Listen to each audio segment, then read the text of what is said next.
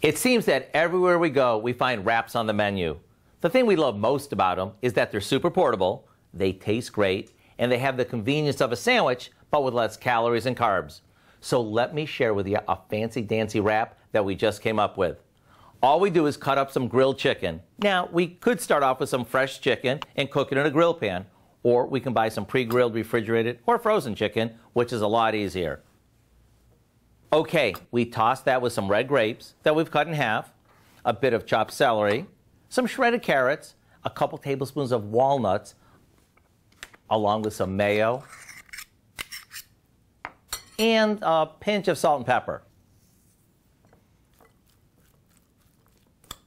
Now, after we give that a quick mix, we spoon it onto a tortilla shell that we top with some lettuce